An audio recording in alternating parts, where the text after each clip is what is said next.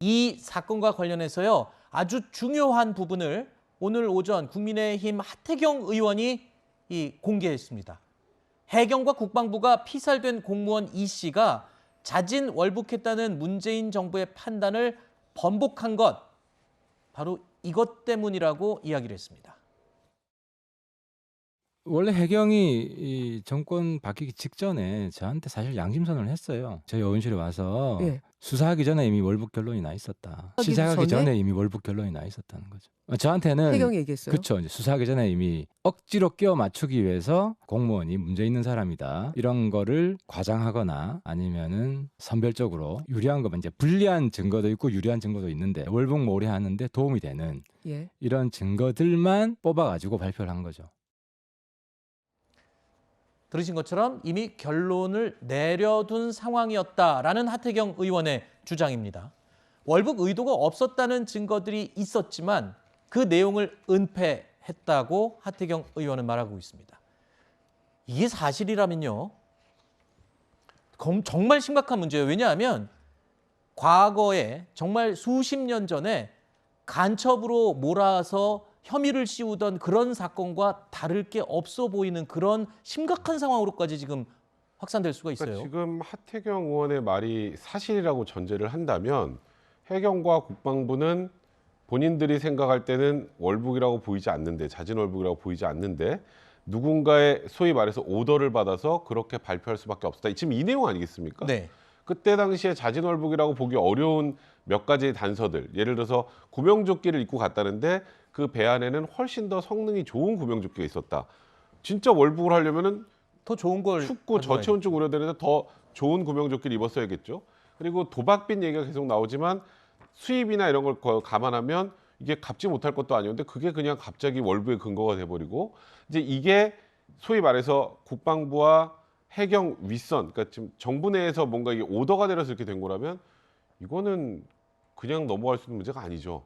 그런 이게 오더를 진짜 내릴 수 있는 사람 사람이라면 몇 안 됩니다. 그렇죠. 몇 안 돼요. 그렇기 때문에 이건 지금 단순히 어제 결과가 바뀌었다라는 발표만으로 끝날 게 아니라 이 이후의 후폭풍이나 파장은 지금 저희가 아직 가늠하기 좀 어려운 정도의 수준인 것 같습니다. 자, 이 서해 공무원 피살 사건을 해경에서는 이미 수사도 하기 전에 월북이라고 결론을 내려놓은 상태였다라고 양심 선언을 했다는 건데, 하태경 의원의 말이 사실이라면 지금 들으신 것처럼 자, 이런 내용을 결정할 수 있는 사람들 몇 안 되고, 과연 어디서부터 누가 이런 지시를 내렸는지까지 확인하려면 굉장히 크고 심각한 문제로 확산될 수 있습니다. 서해 공무원 피살 사건이 벌어졌던 2020년 9월로 잠시만 돌아가 보겠습니다. 9월 21일 오전 11시 30분쯤에 소연평도 남쪽 해상에서 근무 중이던 공무원 이 씨가 실종됐습니다. 그리고 오후 1시 50분쯤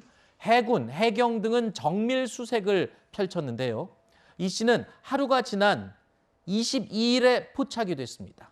북한 선박이 기진맥진한 상태의 실종자를 최초로 발견한 건데요. 우리 군이 22일 오후 3시 40분쯤 기진맥진한 상태의 실종자를 북한 선박이 최초 발견한 정황을 입수했다라고 밝히기도 했습니다. 문재인 전 대통령이 이와 관련한 첫 서면 보고를 받은 건 22일 오후 6시 36분입니다. 자, 북한 선박이 이 씨를 최초로 접촉한 지 3시간 지난 후인데 중요한 건요, 이때까지만 해도 공무원 이 씨는 계속 살아 있었습니다. 총격을 받기 전이었다는 거죠. 그렇다면 살릴 수도 있었던, 그러니까 북한과 빨리 접촉해서 뭔가 협상이든 조치를 취할 수 있는 시간이 있지 않았냐라고 생각할 수 있는 부분입니다. 피살된 공무원 이 씨는요, 북한 선박과 최초로 접촉한 지 약 6시간 후에 문 대통령이 서면으로 보고를 받은 지 약 3시간 후에 북한에 의해서 사살되고 또 불질러지는 만행을 당했습니다. 자, 대통령 서면 보고를 받고도 이 씨는 3시간 정도를 살아 있었다는 점, 굉장히 안타까운 부분이에요. 물론 결과론적인 얘기지만 그 3시간이 정말 이 사람, 국민 한 명을 살릴 수 있는 황금 같은 시간 아니었겠습니까? 네, 뭐 이거 기시감을 느끼는 분들 꽤 있을 거라고 봅니다. 세월호 7시간 있었죠. 이걸 이어서 피살 공무원 3시간이라고 역사에 남을 만한 그런 일이었던 것 같고요. 사실 뭐 3시간 동안 노력을 한다고 해서 어떻게 됐을지 이건 장담을 할 수는 없습니다만, 근데 알려진 사실 또 북한 측에서도 이 공무원의 정체에 대해서 여러 가지로 또 뭐 혼돈도 있었던 것 같고, 그런 시간들이 분명히 있었던 거거든요. 그렇다면은 사실 뭐 실패의 책임도 책임이겠지만 그 사이에 어떤 노력을 했는지, 이 부분은 세월호 7시간과 같은 그런 잣대로서 어느 정도는 규명을 해야 될 필요가 있다라고 하는 겁니다. 그래서 3시간이 뭐 제가 3시간 동안 노력을 해도 안 될 수도 있다라고 말씀드렸지만, 거꾸로 얘기해서 3시간 그렇게 짧은 시간도 아니었거든요. 예, 그렇다면 여기에 대해서 좀 책임지고 진상을 규명하는 이 절차는 반드시 진행이 돼야 될 것으로 보입니다. 네. 자, 우리 국민이 서해상에서 북한군의 총격을 받아 사망하고 시신까지 불태워진 후에 문재인 전 대통령은 전 세계에 한반도 평화 메시지를 발표했었죠.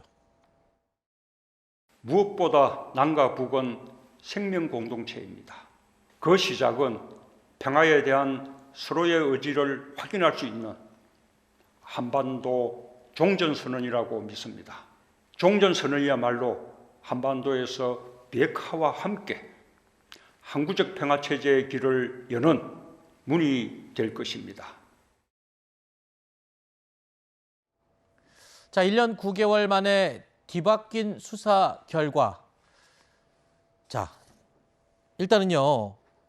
당시에 남북 화해 무드가 굉장히 무르익었을 때였고, 저 이 평화 메시지를 발표할 때쯤이었으면 어떤 분위기였는지 대충 감이 잡히실 겁니다. 네. 이런 부분들이 아마 네. 저렇게 월북으로 몰아가는 원인이 또 되지 않았겠냐는 그렇게 많이 생각이 추정을 할 수밖에 가능하죠. 없는 게요. 근데 그때 당시에 저게 굉장히 좀 생뚱맞은 상황이었어요.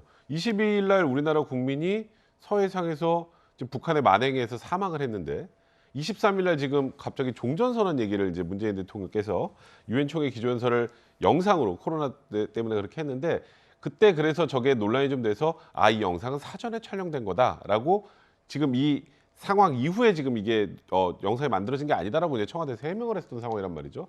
그때 남북 화해 무드로 종전선언 얘기가 나오는 상황에 이런 일이 발생을 하다 보니, 그러니까 이거는 추측일 수밖에 없습니다. 그러니까 제 의견이라기보다 이런 남북 간의 이런 소위 말해서 평화 모드 때문에 지금 이런 누군가가 우리나라 국민이 사망한 사건이 갑자기 월북하는 과정에서 생긴 이런 일로 이상하게 변경된 과정에 영향을 미친 게 아니냐. 네. 이건 충분히 의구심을 가질 수밖에 없는 네. 그런 상황인 것 같습니다. 자, 1년 9개월 만에 뒤바뀐 결과에 대해서 피살 공무원 이 씨의 유족, 특히 아내는요. 어떤 심경일까요? 들어보시죠. 2년 동안의 일들이 그냥 이렇게 필름처럼 막 지나가더라고요. 너무 힘들었던 그 시간, 아이들하고 수고해 잘 살아야 되나를 막 반복하면서 갈등했던 그 시간들이. 그리고 아들이 내일 생일인데 대통령한테 큰 선물 받은 것 같고, 아빠도 나한테 생일 선물 준 것 같다고 이렇게 얘기를 하더라고요. 아빠가 총살당했다 하면 그 충격이 얼마나 크겠어요. 국가를 위해서 일을 하다가 물에 빠져서 그 이상을 몰라요. 그래서 이제는 정말 편하게 보내줘야 되겠다. 그래도 월북자라는 오명은 벗었으니까